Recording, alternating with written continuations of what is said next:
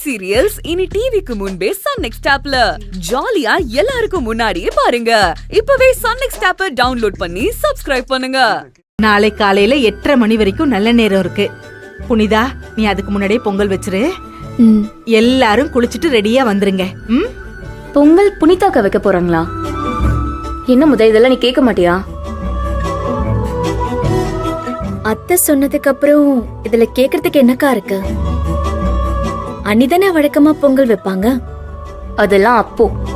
இப்பதான் நம்ம 2 பேரும் மருமகளா வந்துட்டோம்ல, நாம தான் நம்மளோட உரிமையை கேட்டு வாங்கணும்.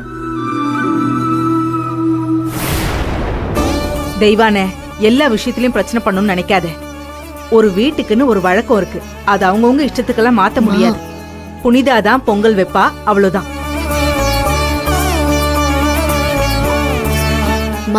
தெய்வான் ஆசைப்படுறா, அவளே பொங்கல் வைக்கட்டுமே. ஏமா அக்கா, நீங்க ஒண்ணு எனக்கு விட்டு கொடுக்கலாம் வேண்டாம். இது நான் வாழ வந்த வீடு. இங்க எனக்கு கிடைக்க வேண்டியதை நான் நியாயமா கேட்டு வாங்கிக்கிறேன். அப்படி உங்களுக்கு பொங்கல் வைக்கணும்னு ஆசை இருந்துச்சுன்னா நீங்க கபிலன் வீட்டுக்கு போய் அங்க பொங்கல் வைங்க.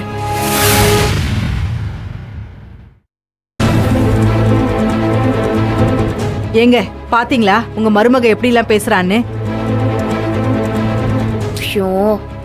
அத்தை, உங்களுக்கும் தான் நான் மருமக. அடிக்கடி நீங்க அதை மறந்து போயிடுறீங்க. மாமா, போகிக்கு ஊருக்குள்ளதான் தீர வாசனை வரும். இப்ப நம்ம வீட்டுக்குள்ளே வருது மாமா. என்னடா பண்ண சொல்ற? மாமா, பேசாம சீட்டுக்குள்ளிக்கு போட சொல்லுங்க. அதுல யார் பேர் வருதோ அவங்கள பொங்கல் வைக்க சொல்லுங்க. பேசாம நடக்கிற வேலையை பாடுறா. சரி, இப்ப என்ன தெய்வானே, நீ பொங்கல் வைக்கணும் அவ்வளவுதானே? சரி, புனிதா அப்புறம் அமுதா, நீ 3 பேரும் ஆளுக்கு ஒரு பொங்கல் வைங்க. போதுமா? சந்தோஷமா? 3 பொங்கலா? எதுக்கத்த அதெல்லாம்? அண்ணியே பொங்கல் வைக்கட்டும்.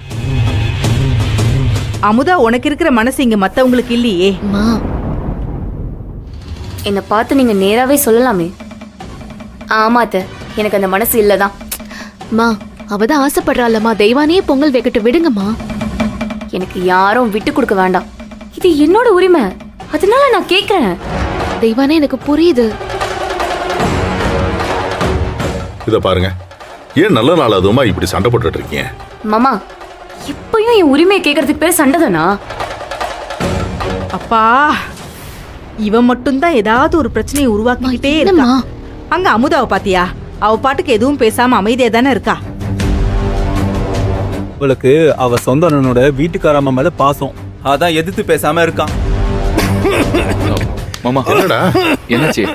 மாமா, என்னாச்சு? இல்ல, பாசம் சொன்னதும் எனக்கு பொறை ஏறிடுச்சு, வேற ஒண்ணும் இல்ல. என்ன மாமா நீங்க கொஞ்சம் சும்மா இருங்க. தெய்வானே பொங்கல் வைக்கட்டுமா? நான் வைக்க வேண்டாம்.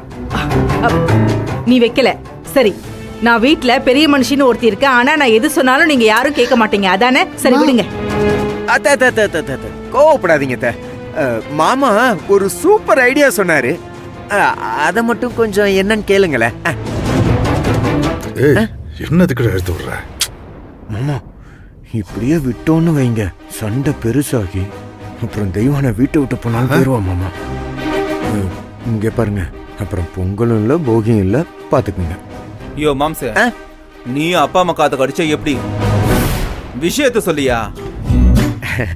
டே மணி, அது ஒண்ணு இல்லடா. அமுதா, தெய்வான, புனிதா, இந்த 3 பேர் பேரையும் பேப்பர்ல எழுதி சீட்டுக்குலுக்கி போடுவோம். அதுல யார் பேர் வருதோ அவங்க பொங்கல் வைக்கட்டும். என்ன சொல்ற? நல்ல ஐடியால? இது ஒரு ஐடியாவா மாமா? இத அப்பா சொன்னாரா?